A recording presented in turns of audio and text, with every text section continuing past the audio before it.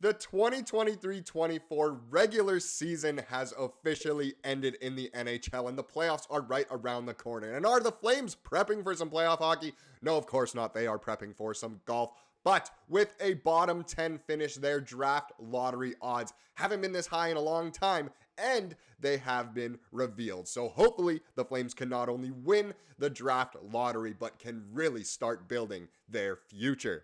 Welcome to Flames Digest. I'm Mark Griffith. If you're new around here and you love the Flames, make sure you subscribe because less than 20% of the people watching are subscribed. So if you want to stay up to date on all the latest news, updates, reports, and rumors revolving around the Calgary Flames, then make sure you join the fastest growing community of Flames fans on the internet. And right before we get into the draft lottery odds here, I just wanted to say the playoffs are starting tomorrow. I have created a bracket challenge group. You can check the link in the description of this video if you want to join that. It'll be super cool to see who will come out on top of the Flames Digest community. It should be a lot of fun. But let's get into the bread and butter of this video. The draft lottery odds have been revealed for the Calgary Flames. Now the Flames played their last game of the season last night, the season finale, and it went pretty much exactly as expected. They spanked the San Jose Sharks because really, it's not like they were playing for all that much, really, so might as well have just showcased their talent, skills, and prowess offensively. They got a huge 5-1 win. And where does that win take the Flames? Well, the Flames will enter the 2024 draft lottery with a 5% chance at winning the first overall selection. So there's a chance, 5%.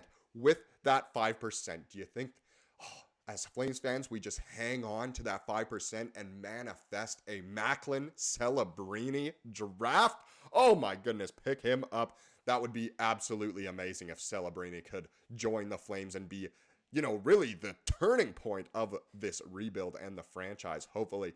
But, let's look at the reality here of the inverse standing. So, obviously, San Jose came in last. They didn't even get 20 wins this season. Woohoo! Wow.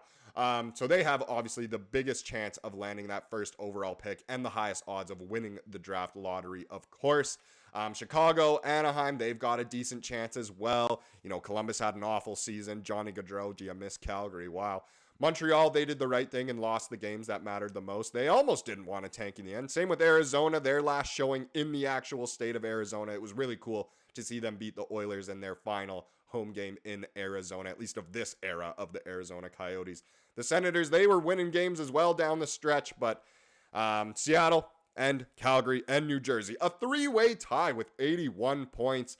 Now, Calgary obviously had the tiebreakers over Seattle, so Seattle finished lower than them. And thank goodness that New Jersey had the tiebreaker over Calgary, because there's actually a pretty big jump in the percentage of winning the lottery between 9th place and 10th place from the bottom, 1.5%. So the Flames get a 5% chance, whereas New Jersey only has a 35% chance.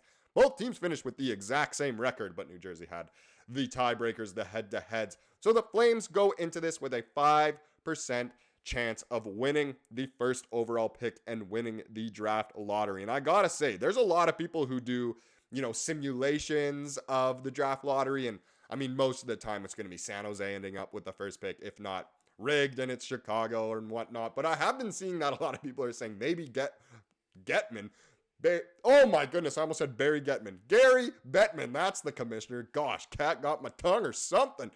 Gary Bettman is going to rig it with the Flames having the new arena coming in the next couple of years here. So maybe they'll rig it and give them the first overall pick or the second overall pick. But either way, the Flames are primed to really take a very good player, no matter which position they get in. Of course, as Flames fans, we want them to win the draft lottery.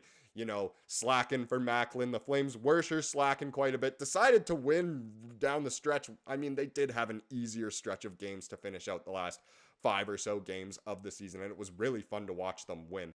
And even in that win last night, not only was it fantastic in many ways, but there were a ton of milestones that need to be discussed. In yesterday's video, the season finale preview that I uploaded, I kind of said there were a lot of guys going for certain things, and I missed out on a lot of things. I was mostly comparing the Kadri and Coleman both going for 30 goals, and Weegar trying to get 20, but there was a lot more on the line. Now let's start with Weegar, who, first of all, He scored his 20th of the season, but that gave him 17 even strength goals, which passed Al MacInnis for the most among a Flames defenseman in franchise history in one season. Absolutely insane. Yes, he's in the first period, he was shooting like crazy trying to get that goal, but he did end up getting the goal, of course. Congratulations to him. I mean, it's no slouch passing Al MacInnis, the best defenseman in Flames history, Conn Smythe winner. You know, it's amazing to be in the same breath as Al MacInnis, and Weegar has done it with 20 goals. So with those 20 goals, what else did Weegs do? Well, he's the first player in NHL history to score 20 goals and block 200 shots in one season as well. What an insane season Weegar had. Just congratulations to him for putting up such good numbers and just keeping such a cool head and being optimistic and positive throughout the season, especially towards the end here. That A on his jersey could very well become a C when Michael Backlund decides to either retire or move on and try and win a cup. Also, shout out to my boy Cam Nielsen right there, Bam Bam Cam. I didn't realize his name being there, but hey, shout out to Cam. Unreal season by Weegar, 20 goals and 200 block shots in a year. I mean, again, that is just insane. If block shots included blocking your own team shots, I'm sure Sean Monahan would have done that a couple times for the Flames in some of those seasons, getting 20 goals and 200 block shots. But either way, just an unreal season, both offensively and defensively by Weegar, and it shows being the first player to get in the 220 club. And the next one, Adam Klapka. This man right here got his first career NHL goal. Took him a few games to get it, but congratulations to him on getting his first goal. That was so nice to see. You could see the guys were really fired up for him. He also had his first career NHL fight. Apparently, he tried to fight Nikita Zadorov the other night in Vancouver, but Zadorov did not want to because he didn't want to risk an injury before the playoffs, which is completely valid. But Klapka getting his first career goal and first career fight. I think anyone who was watching the broadcast, including the commentators, really wanted Klapka to get an assist and get that Gordie Howe hat trick. He was so close. The other milestones to talk about, like I said, Kadri and Coleman both going for 30 goals. Kadri came up short. He had a million shots, it seemed, couldn't get it. But Blake Coleman got it off a beautiful feed from Connor Zary. Zary, you could tell, really wanted Coleman to get that one. So Coleman got his first career 30-goal season. And then Dustin Wolf was 9 seconds away from his first career NHL shutout. Martin Pospisil decided to just kind of lose his mind a bit and take a penalty at the end of the game. And it ended up being costly, which was too bad, but the Flames did win 5-1. But let's do a quick little recap here. So summing up an evening of milestones, Flames fans soaked up on Fan Appreciation Night. Coleman got his 30th. Weegar got his 20th goal with a team record 17th even strength goal by a defenseman. Adam Klapka got his first NHL goal and first NHL fight. Wolf falls 8.9 seconds short of his first career shutout. And Kadri had 16 shot attempts, but can't get number 30, which was really too bad for Kadri because he has had just an unreal season. And it's too bad he couldn't reach that 30-goal plateau.